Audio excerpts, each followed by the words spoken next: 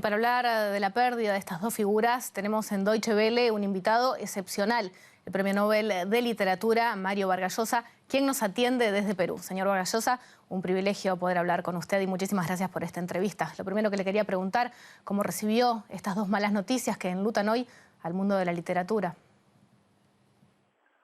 Bueno, con pena efectivamente, porque creo que se trata pues de dos escritores importantes, uno un novelista, ensayista, artista, porque fue también un pintor y grabador, hay que recordar, en el caso de Günter Grass.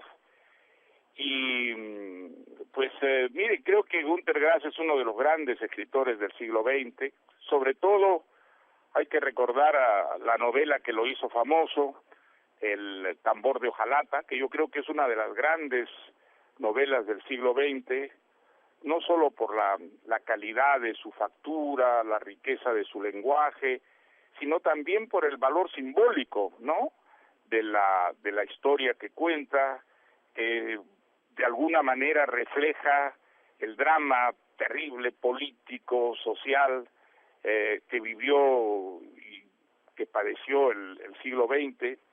Creo que es una novela que mereció la enorme difusión que tuvo y que sin ninguna duda debe figurar entre las novelas más importantes que se escribieron en el siglo pasado.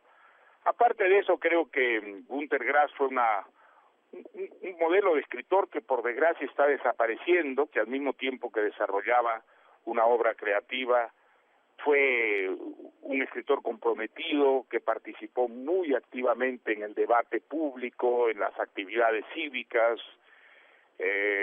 Creo que ese tipo de escritor hoy día va siendo mucho menos frecuente, desgraciadamente, porque yo creo que los escritores algo tienen que aportar, ¿no?, a la vida política, tanto en el lenguaje como también en el campo de la imaginación, de la fantasía, que debería ser un ingrediente importante en la vida política. Y hablemos ahora de Eduardo Galeano. ¿Qué es lo que usted destacaría como su legado? En el caso de Eduardo Galeano, pues mire, es sobre todo un ensayista. Mis ideas políticas son muy distintas a las de Galeano. Estábamos, yo creo, prácticamente en las antípodas, pero eso no me impide reconocer que tenía una formación intelectual de muy alto nivel. Fue, dicho sea de paso, magnífico director de 2 revistas culturales. Creo que sus tesis sobre América Latina estaban completamente equivocadas, que el libro que lo hizo muy famoso y que se ha difundido tanto por el mundo, Las venas abiertas de América Latina, presenta una descripción completamente caricatural de digamos, de un dogmatismo marxista que caricaturiza y falsea profundamente lo que es la realidad de América Latina. Pero aparte de eso, pues sí, creo que hay que reconocerle a Galeano también un talento literario, una calidad intelectual y también esa voluntad de participación en la vida cívica, en la vida política de nuestro tiempo, algo que por desgracia va siendo cada vez menos frecuente, sobre todo en las generaciones más jóvenes de escritores, ¿no? Y claro que en contextos muy diferentes, pero ambos escritores fueron políticamente muy activos. Y en el caso de Grass hubo mucha polémica por su alto activismo político. ¿A usted le molestó ese compromiso? No, al contrario, no, me parece muy bien. Él defendió unas posiciones en su país que a mí me parecieron siempre muy respetables. Él se enfrentó a la extrema izquierda, se enfrentó a los comunistas porque él creía en la democracia, defendió a la socialdemocracia, defendió al Partido Socialista Alemán, un partido democrático. Mi polémica con él fue porque él dijo que los latinoamericanos teníamos que seguir el ejemplo de Cuba. Entonces, yo lo que le respondí es que había una contradicción enorme en defender para Alemania la democracia y para los latinoamericanos defender el comunismo. ¿Por qué? ¿Cuál es la diferencia fundamental entre los latinoamericanos para que nosotros debamos padecer dictaduras comunistas y con los europeos, para que los europeos sí vivan democracias multipartidarias, con libertad de expresión, con respeto a los derechos humanos? Esa fue la razón de nuestra polémica, ¿no? yo creo que Günter Grass, por desgracia en eso, pues representaba mucho esa visión de 2 pesos y 2 medidas de muchos intelectuales europeos.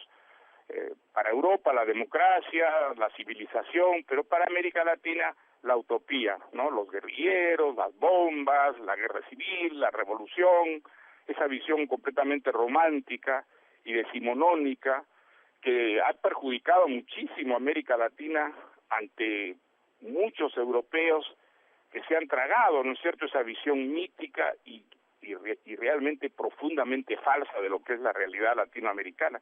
Esa fue la razón de la polémica que tuvimos, pero una polémica que no interrumpió nuestra amistad. La verdad es que fuimos amigos hasta el final y cada vez que nos vimos tuvimos una relación no solo cordial, sino a veces muy divertida. Señor Vargas Llosa, brevemente, en algunas frases, ¿qué ha perdido hoy la literatura? Mire, yo creo que la obra de Günter Grass es una obra sólida que está allí y que de ella van a quedar para el futuro un buen número de novelas. Fundamentalmente El tambor de hojalata, que creo que es una gran novela, y creo que Años de perro también, ese es el nombre en alemán, ¿no es cierto? Años de perro, ¿no? Esa es otra novela que yo creo que es de las mejores. Y luego también hay novelas que fueron intentos, ¿no?, interesantes, pero digamos fallidos. Escribió algunas novelas que eran muy audaces como tentativa, pero creo que no como realización. Estoy pensando, por ejemplo, en El Rodaballo, que es una novela en la que él trabajó mucho, y sin embargo yo creo que es una novela que no le salió, ¿no?, que es una novela mucho más palabrera que lograda.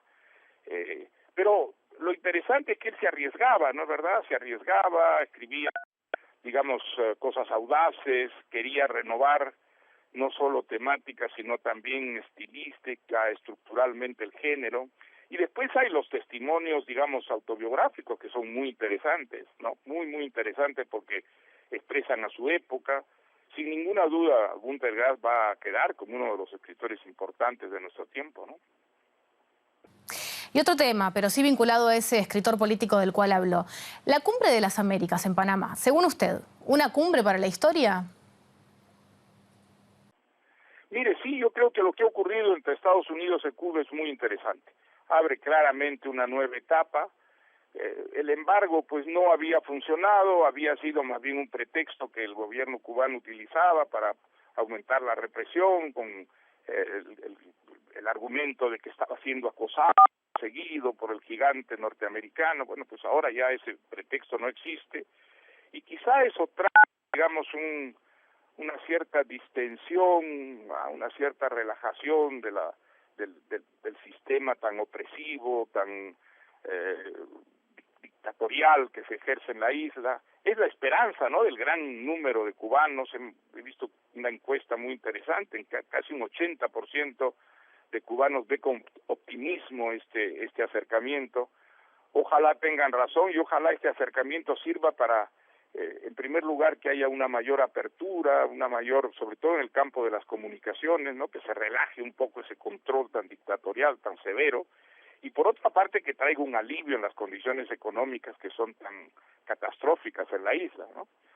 Por otra parte, yo creo que, digamos, en la propia Cuba hay un intento clarísimo de parte del régimen de cambiar de política, de empezar a traer inversiones, quizás siguiendo un poco el modelo chino, y que es lo que ha representado la toma de poder por Raúl Castro.